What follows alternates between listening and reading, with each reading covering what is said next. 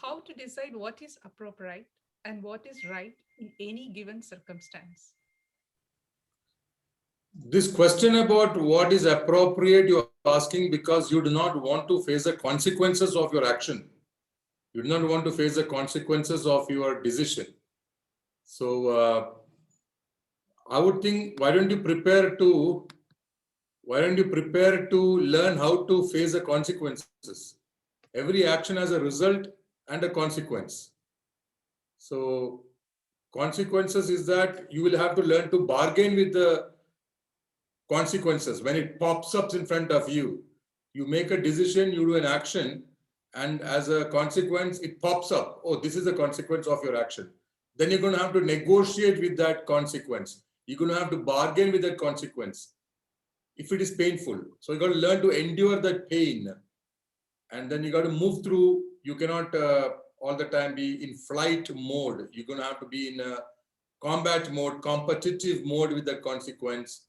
You have to contest with the consequence, and the consequence could contrast with what you had in mind as an expectation. So if the consequence is in contrast with your expectation, then you got to drill through, pierce through that what has popped up in front of you, make a breakthrough, and then go to the other side, outside that consequence, and leave the consequence behind.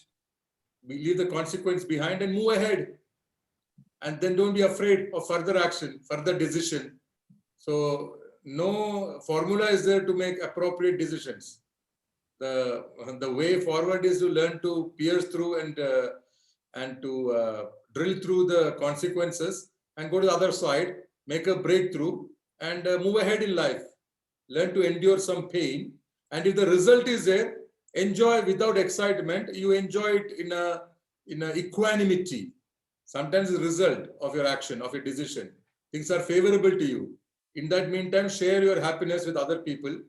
Be level-headed, get grounded in time of celebration, and yet continue moving ahead, and share your joy with other people, and uh, be level-headed and in equanimity move ahead. Okay. But Vinodji, the thing is that, see, if this particular question, what is appropriate and right, is the, in that particular question itself, is it not intended that, I want to negotiate better with that situation? Correct. So learn to negotiate with the situation, learn to bargain with the situation, or else take risks, adventure. Anyway, it's all a gamble. That what you have decided is a gamble. It may be in favor, it may not be in favor. So whatever it be, but the point is drill through if it is consequence, and pierce through and go to the other side. Breakthrough. Preferably do not stagnate because of the pain of the consequence. Move ahead. Get the courage, get the valor, and move ahead. Okay. So how to maintain or sustain a brand?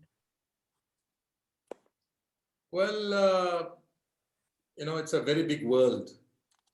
No brand is for all times. No brand is for all geographies. No brand is for all the people. No brand is forever. So they also go through their upheavals. Every brand goes through turbulence. There are times when the same brand will be accepted, or the other times the brand will be rejected. But the point is, the brand, behind the brand, there should be an original substance, an original product that is of utility to the user. And then the user must find it comfortable to access this product. And the user should have a good purchase experience of the product which is behind the brand. So, and are you making the product visible, and is a product of utility, and is a consumption experience of consumption accessible by the user? Is it affordable by the user? Is the product original? Is the product unique? Can it compete with the equally good product in the marketplace? So all this together can make the brand successful. So there are many brands in the world that have sustained for over 100 years. So So they have adapted, they have been flexible, they have been malleable, they have been ductile, they have been alert to the changing consumption habits of the people. They found the right messaging, they have found the right medium, and they have appropriated their product with vis-a-vis the competition's ideas, how to compete with them. So they have contested, they have been competitive, perhaps even combative. End of the day, they have learned how to message their content, and they have contextualized their product so that the consumer feel like purchasing it. And they have been available to the product, made the product visible and available in the market. They got the messaging persuasive, adequately persuasive to the consumer, and the method by which the consumer has consumed the message itself is through a cajoling, is through a medium that is already favorable to the consumer. So the message itself rides on a comfortable medium. So it's a nice science of branding, of selling, of marketing, of persuading, and containing the expenditure to produce it, and its authenticity, peculiarity, its purpose. Is it uplifting, upgrading? Is it enriching the user? Is it enabling the user? Is it rescuing the user from some pain? Is your product giving relief to the user? Because everybody is seeking some kind of redemption of their pain. So which area is it filling in to comfort the user, to make the users living daily as easier than it used to be before?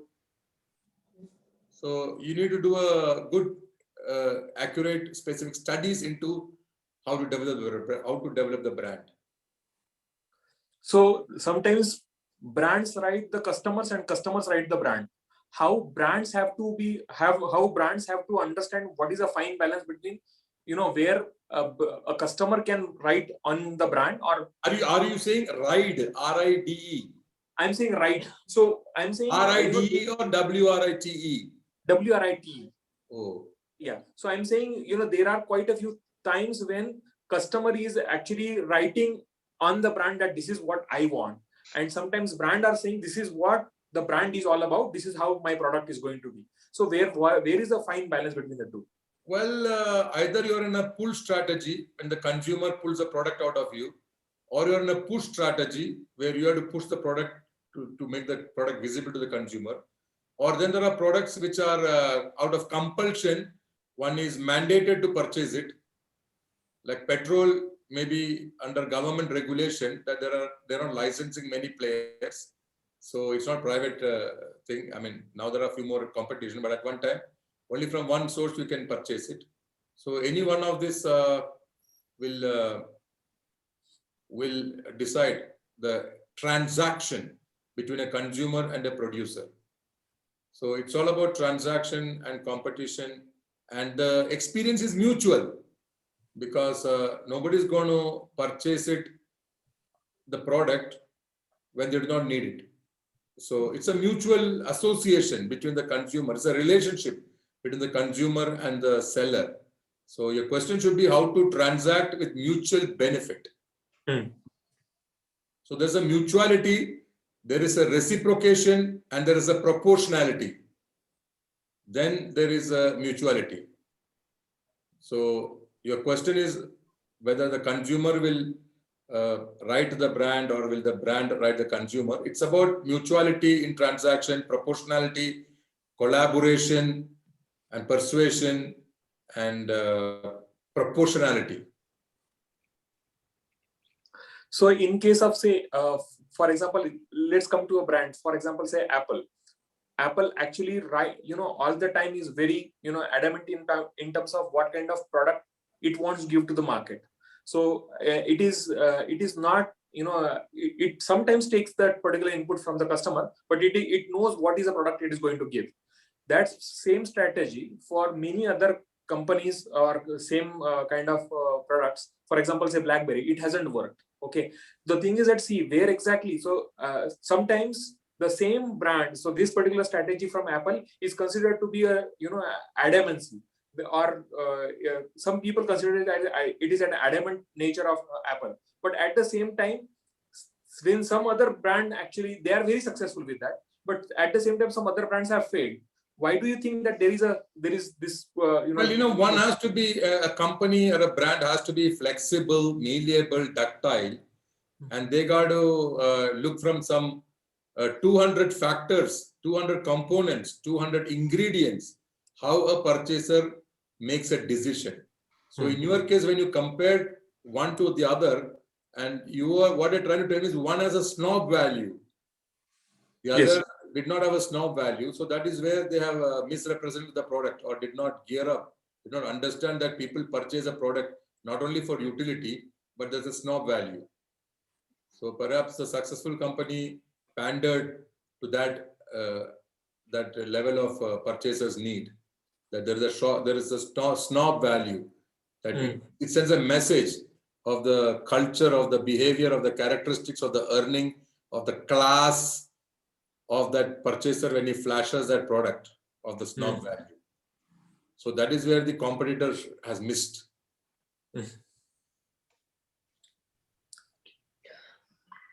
Okay.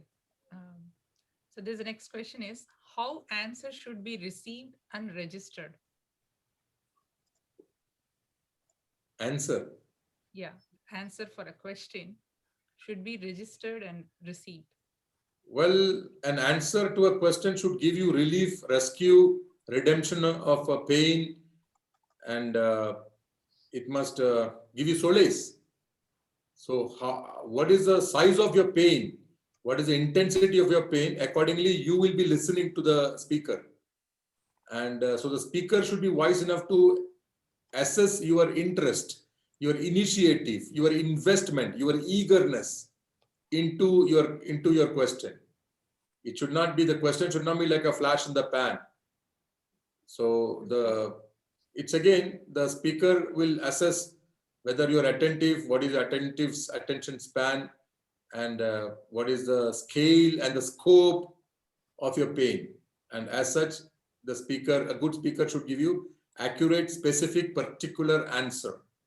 So it is accountability of the speaker to be able to register the answer in your head, etch the answer in your head, and it is accountability of the listener to ask sincere question where they really have a pain area. So that match has to happen. That compatibility has to happen between the listener and the speaker. So the speaker need not give answers when there is no question. Yes, very nice. So the next question is, what are the things required for product to be sellable in the market? Well, utility, primarily utility. Otherwise, there's no market. The vendors in the market are bringing their produce to the market to make it available to the consumer. So when there's a utility, there will be a consumer. And there is really, I do not know the reason why anybody has to invest in production when there's no consumer. And then there's no utility. Then generally they go to some charity organizations to give them recognition for producing something which is not of commercial utility, which cannot be monetized. So if somebody is producing a product which is not for the market, then they look for producing a product to get certification, award, prize, and elevation in status, prestige, dignity, honor, that they get some kind of certification, recognition that they produce something, though it is not monetarily of any utility, of any use. So there are products like that for award. They produce a product for an award. Okay, cool. So the next question is, Vinodji, like everything seems to be monotonous. How do I get over boredom? Well, monotonous and boredom means something is repetitive. Repeatedly, you are engaging with the repetition of the same product. And you got to have to exit the realm of repetition for everything. Routine, a repetition, because it gives you a sense of comfort. It gives you a sense of convenience. Once you're in a routine, once you're in a repetition, then you're automated. Then you do not have to invent new thing any day. You do not have to use your brain. If somebody, if the thermostat is set and everything is set in a routine, in a repetition, then you have automated everything, and then you do not have to use your brain. You do not have to innovate further. It could be a breakfast. If you give an order to the cook that every day you should get 2 idli with this specific flavor of sauce, and that goes on. Why do you have to think? So one day the chef will come and ask you, sir, what else can you give? I'll give you some choices. Would you like to have something? Then you got to think: continental, Mexican, Italian, South Indian, North Indian, with what flavor? Then that is painful. That is that exertion is there. That effort is there. Then you don't get bored, but then you are revitalized. Then you are invigorated. Then you are innovative, but you don't get bored. There's not monotony then. But lazy people cannot take that. They want to outsource everything into routine. They want to outsource their action to repetition. They want to outsource their action to automation. And there will be boredom. Because mind cannot be simply happy and excited if it is severely locked into monotony, if it is locked into routine, repetition, and automation. So you need to disrupt that fixation of your mind on routine, and some things, not everything, something has to go through routine. That is also mandated, that certain routine is like a metabolism and certain will be in routine. But then otherwise you need not get locked into your routine, repetition and monotony. Okay. And automation. Okay. Don't get locked into it. Crack open to happiness, Okay. innovation. Yes. So the next question is, the present moment is the most fascinating thing. What is the missed aspect of it, the most missed aspect of the present moment from your I never made this claim. You are giving me a statement, your statement, and you're asking me endorsement over it. So I'm asking, what did we miss? The fascinating thing about the present moment. Most of the people miss. they see, but that there is fascination in that. Who has said that? That is your experience, not my experience. Okay. Okay. So I will remove that part of it, Vinodji. So what will you substitute? Please rephrase the same question. What is the most missed aspect of the present moment?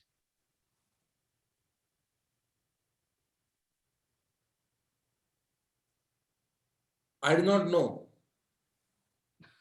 Vinodji doesn't know the answer. Yeah, I do not know. I have no answers for all your questions. Okay. Because I do not know what is missed. I do not know who has missed, what they have missed. Because there will be 2,000 components, 2,000 ingredients, 2,000 factors. How can I process so fast? I'm no computer, neither am I a god. I'm only me, so I can tell you I do not know the answer. Okay. Okay. So how do you know somebody has missed something? And you ask me what they have missed. How do I know? Out of 2,000 factors, ingredients, and components. So when we resist present moment, it is the missed one, right? The most missed. Well, the mind operates in a mode, either in a mode of history, past, or in a mode of anxiety, expectation of the future. So what is not into this mode is called inevitability. You can tag a label called fascination on inevitability. Yes. Yeah, so inevitability is fascinating to me. Yeah. I didn't say inevitability, but Correct, that's why I said it. Yes. Okay. So I'll move on to the next question, Vinodji. Yeah. Okay. So inevitability is fascinating to me. Yes. So the next question is, how to judge answering what question from someone make him travel how far? Well, I do not think there is anybody who has got all the answers. So your question is how to know whether an answer is suitable to the seeker. So I do not have all answers. So I just pass to next. Okay. So the next question is how to generate interest in the field where I lack interest. See, interest in something is one attribute of life itself. So you got to enhance your level of life, level of a component called life, an entity called life inside your body. You're asking me how to increase the voltage inside the bulb. So to that effect, you have to do some breathing techniques as prescribed, prescribed from the happiness program or meditation and breath workshop, so that you will not stray to the wrong breathing technique. So multiple types of breathing techniques are there. You should do meditations, you can do yoga, and you can do the various courses. You can do stretches for the body. You can have a me time, where you switch off, cut off from other things, other association and link, which is not actually your need. And then you start probing how this brain works, how the secretions of the brain works. So as such, you will charge your body, you will get fueled into the body, you will get the needed force for you to express yourself well. Then you will get interest in everything. You will have stamina to show interest.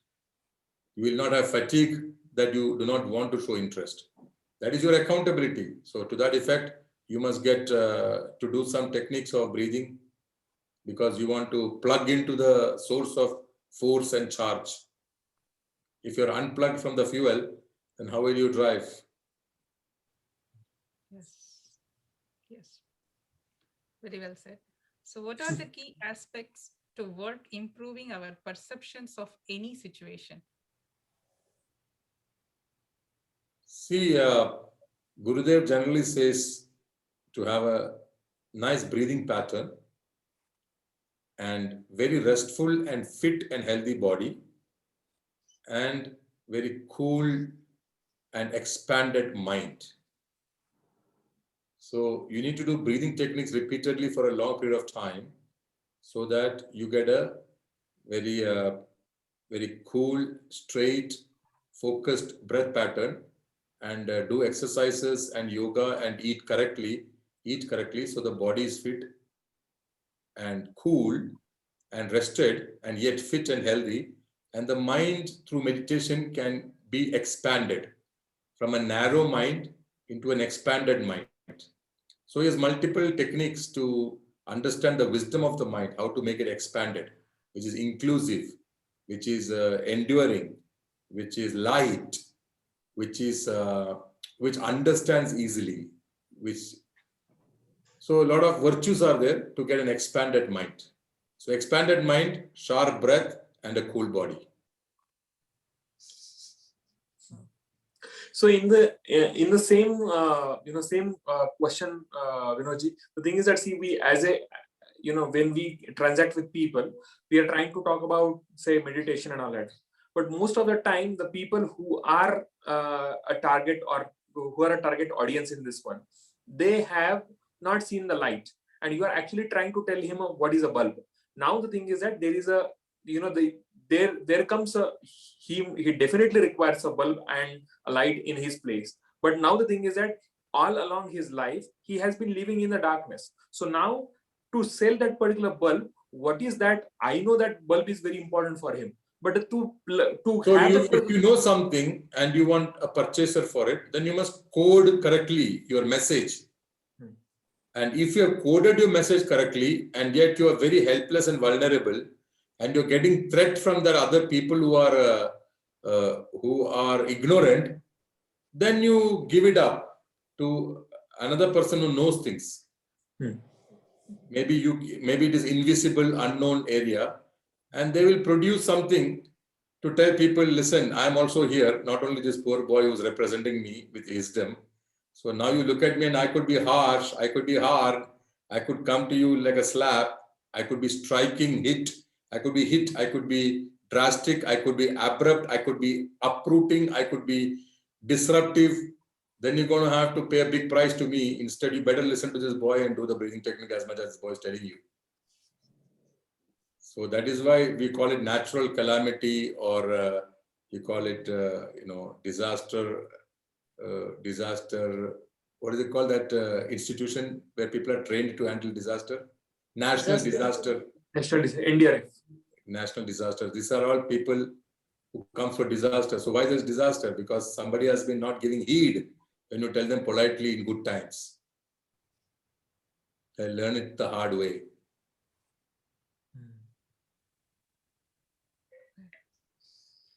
Okay. So the next question is there any scope that things will get back to normalcy like before? If yes, then when? I think about 4 days back on Thursday, His Holiness Shri Ravi Shankarji has assured everybody that what is going on now is not a new normal, that things will get back to how you used to do things in short while. So that was a great reassurance. If you do not know it, then go back to that today's Sunday. So the program on Thursday, on his birthday, on May 13th. So I'm giving you the date as well. On May 13th, Gurudev Shri Ravi Shankarji has assured people that this is not a current status in the world, is not a new normal. Things will get back to how it used to be before the pandemic. Yes, that's correct. So the next question is, in transactions, how much one require the other's approval or acknowledgement? Well, it depends on what is the profitability and gain and benefit that you're seeking.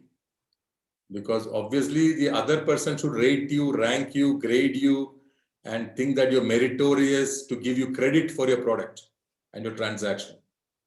But if in case, so the other person does not know how to grade it, and yet you think they need this product, then you got to be wise enough how to represent this product with a sugar-coated product. So you'll be camouflaging that bitter pill in a sugar-coated and colorful tablet. That is when the consumer does not know that he needs a product but is resisting. So you can be compassionate that sugar-coating it because you are confident that he needs a product. But then better if he is not willing to take it and he really thinks he does not want it, then it will be your accountability to be adequately persuasive. Mhm. That is why there are so many discount sales or buy one, get two free and things like that. That is a bait to tempt the consumer to accept and consume your product. Okay, awesome. So I think I am running out of questions. Anything else you guys want to ask? Mahadev Prasadji, Shruti. No, I don't have anything at this moment. So Okay. people will gravitate to where there is an appeal, where there is a charm, where there is utility, where it gives comfort and convenience that never had, where the product should make it easy for the purchaser in some way or the other in his lifestyle. Mhm. So if there's a brand of school they are seeking, they will look at locality, they will look at how proximity, they will look at quality of teaching faculty, they will look at car parking space available, they will look at the quality of water and the other rooms there. They will look whether there's a sport ground, whether there is historically correct academic institution, or is it modern, is it trendy, and so many things. And do they have that mix and match of all the education, all the curriculum, or the syllabus that they seek. So multiple factors are there before people make a purchase decision. And one has to know it. So these election campaigns are all that, the messaging of the content, messaging of the election manifesto. It's all about studying the people's brain and representing those people, that they are the right agents to implement that what you want. So it's basically the human mind study, right? Everything is mind. And one has to continue research. So one question, Vinodji, I had is that sometimes the question appears in your mind from nowhere. Now the thing is that how to find an origin of that particular question, from where it has come, or what is that I'm seeking out of that particular question. Some things are voluntary, some things are involuntary. That is how things are. Now, if you're very intelligent and if you've got a lot of time and bandwidth, you start observing and make it visible how involuntary things are working. Voluntary things, you know how it's working. Involuntary things, you do not know how the nature is working. So what if you want to probe the involuntary things that are just impacting you every day? So that requires immense research and study of the involuntary attributes that is impacting you on a daily basis in the ambience, in the atmosphere, in the environment, how things work, where you have no influence, you have no control, you have no dominance, you have no choice, you have no rights, yet things are moving on the way they are. So how it is happening? It's a good program for your research. Is there a possibility of involuntary thing to turn into a voluntary? Vinodji? Well, that's for you to discover. At least you start knowing what are involuntary and find a method, construct a method, build a technique by which you will study to observe the involuntary impacts that is going on you, upon you, how it is happening towards you, how these involuntary things are happening towards you. You have it all around you, no? So many things you have no, you are not deciding, but it's impacting. So how those involuntary things are there around you. Sure. Cool. So did you enjoy Hello Sunday? Yes. Yes. Okay. So I'll go to my dinner. Yes. Okay. Thank Bye. you, Jay. Thank you.